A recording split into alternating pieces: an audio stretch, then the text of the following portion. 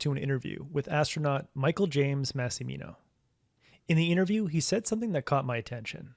He said anyone who is at the top of their game, who we would consider to be one of the most successful people in the world, aren't people who have never failed.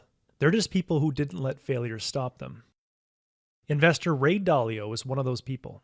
He's created the largest hedge fund in the world because of how he responds to unexpected problems and failures.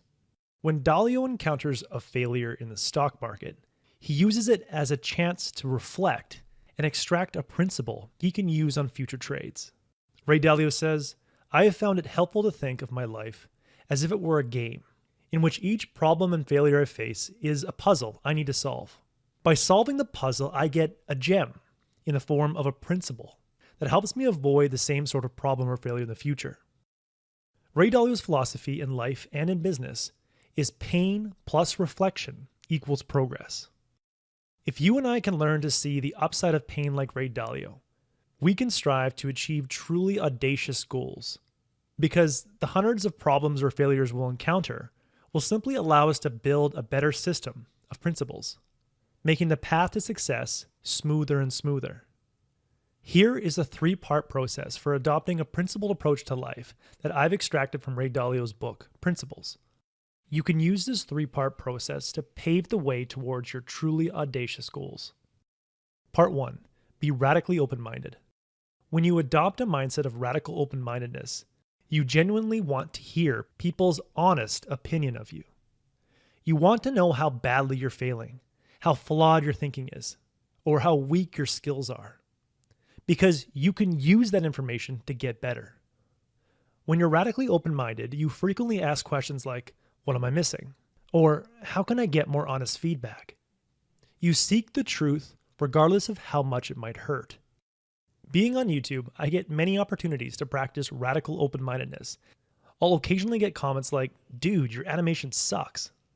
That comment hurts, but by adopting a radically open mindset, I can let my anger pass and then ask myself, is there some truth to that? With an open, egoless mindset, I can see that, yeah, I do have room to grow as an animator. And doing so will help me achieve my goal of being a great teacher. It triggers me to search for ways I can improve my animation skills. I look for the best online animation courses where I can extract the best animation principles. By letting the pain of that seemingly negative comment pass, I can find a truth that I can use to get better. That seemingly rude person has done me a favor. Part 2. Find the root cause. I often experience the pain of failing to show up on time for important events. I tend to be late for meetings, I tend to be late for appointments, and I tend to be late for flights. Before having a principled approach to life, I would blame specific circumstances for my lateness. "Oh, the traffic was just terrible," or "Oh, sorry, I had to take an important phone call."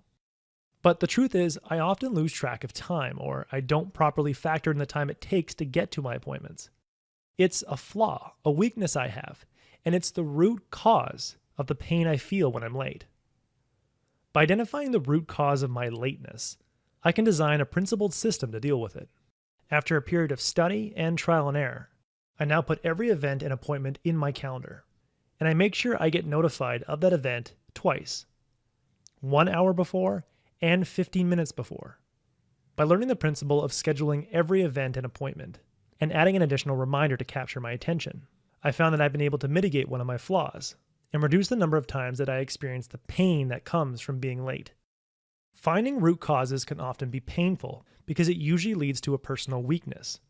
However, just because you have a weakness doesn't mean you have to simply live with it. Finding a weakness is like finding a leaky pipe in your house. There are a few things you can do to address that pipe.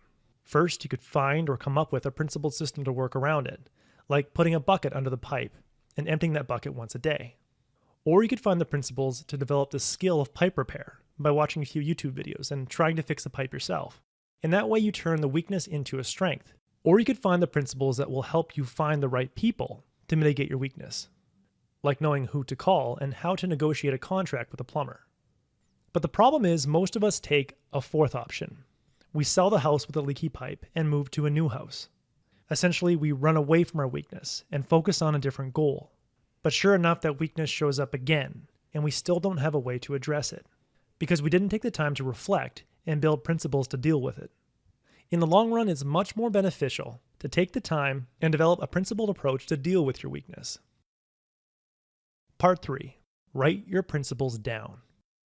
Ray Dalio says, to be principled means to consistently operate with principles that can be clearly explained. The easiest way to develop principles that you could clearly explain is to write them down and refine them. I used to get frustrated how much time I was spending reading, deconstructing, and translating these books into these YouTube videos. After some reflection, I realized the root cause of my frustration was my book highlighting system. My highlighting system was overwhelming and chaotic. It lacked sound principles.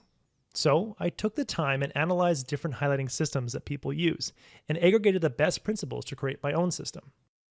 Now I highlight sections of a book using different colors.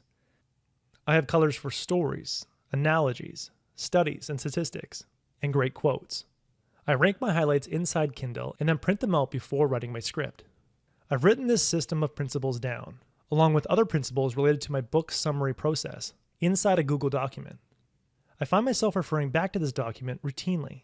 I find that having my principles written down allows me to deconstruct a book faster and faster. In the end, like Ray Dalio, I've learned to see pain as the signal that it's time to reflect and search for a principle that I can use to deal with future problems and avoid future failure. This way, I never let the pain of failure stop me, and I can move forward towards truly audacious goals with confidence because I know that the principles I accumulate will help me to solve more problems I encounter, make better decisions, and be better equipped to deal with setbacks.